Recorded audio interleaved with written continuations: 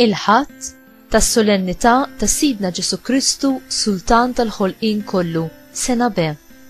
Qari mill-Evanġelju ta' San Ġwan, kapitlu 18, versi minn 33b sa 37. F'dak iż-żmien Pilatu sejjaħ lil Ġesu u qallu: Inti s-Sultan tal-Lut? Ġesu wieġeb: Dan qiegħed tgħidu int minn moħħok, jew kienu oħrajn li qalulek dan fuqi? Pilatu wieġeb: Mela jiena ludi, kien il-poplu tiegħek u l-qassisin il-kbar li tawk fidejja, x'għamilt?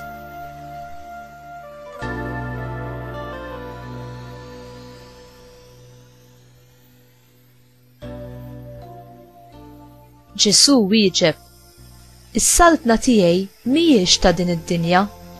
Li kieku saltnati kienet ta' din id-dinja, il-għases tiegħi kienu jiġġieldu biex ma ningħatax fidejn il-Lut. Imma ta' bilħaq saltnati mhijiex ta' hawn.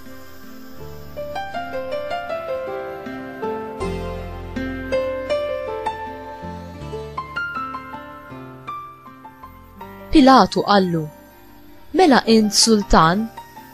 U Ġesu wieġeb: Int qiegħed tgħidu jien Sultan.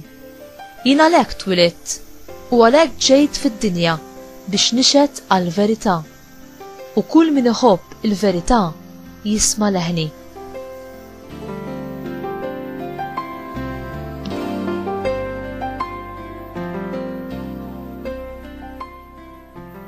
Il-kelma tal-mulej tifħir lilek Kristu.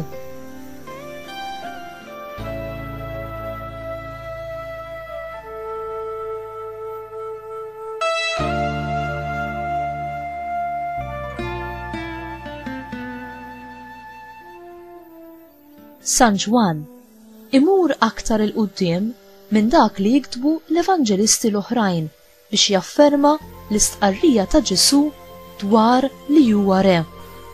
Pilatu jinterroga lil Ġesu minħabba dak li l-Lut kienu xlewħ dwaru. Ġesu ma ċaħax li huwa re u kien jaf li se jmut preċiżament minħabba li huwa il-Messija u r-re magħżul minn Alla. U spjega lil Pilatu li minkejja li kien re, is-saltna tiegħu ma kinitx ta' din id-dinja.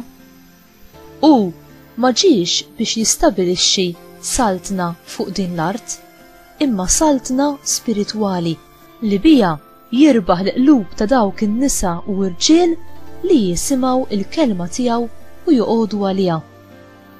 Din is-saltna ma għamlet l-ebda sens għal Pilatu, għax hu la kien jaf dwar Alla veru u lanqas dwar it-triqat tiegħu.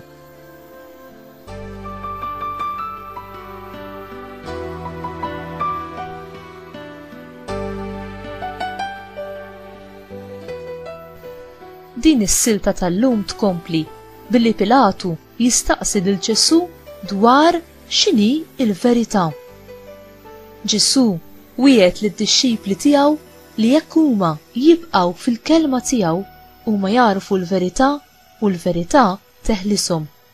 Din insibuha f'Ġwanni kapitlu 8 versi minn 31 sa 32.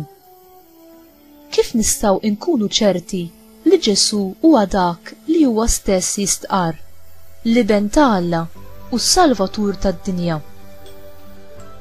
It-tifsira vera tas-saltna ta' Ġesu hi rrivelata biss meta hu jintrefa l fuq is-salib. Fil-bidu tal-ministeru tiegħu Ġesu jispjega lil Nikodemu b'dawn il-kliem: Bħalma Mosè refa' is-serb fid-deżert, hekk meħtieġ li jkun merfuħ bejn il-bniedem, ħalli kull min jemmen fih ikollu il-ħajja ta' dejjem. Din insibuha fi Ġwanni 3 versi minn 14 sa 15. Permezz tad-don tal-fidi, Alla jarrafna biex aħna naċċettaw li hu vera li Ġesu ġie biex isalvana bħala s-Salvatur li ġie biex jagħti ħajtu fidwa għal kotra. U inti lil Ġesu tqisu bħala s-Sultan tiegħek? Il-Mulej ħalaqna mingħajr il-kooperazzjoni tagħna, imma ma jsalvanix mingħajr il-kooperazzjoni tagħna. Itħallih isalvak illum biex ikun jista' jsalvak għal dejjem fl-eternità meta jiġi ħajsaltan għal dejjem fuq kulħadd.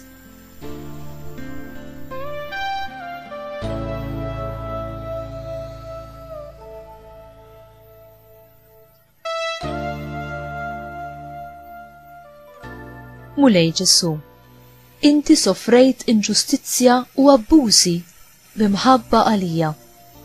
Permezz tas-salib tiegħek inti fdejt id-dinja u irbaħt il-maħfra u r-rikonċiljazzjoni tagħna ma' Alla Missierek.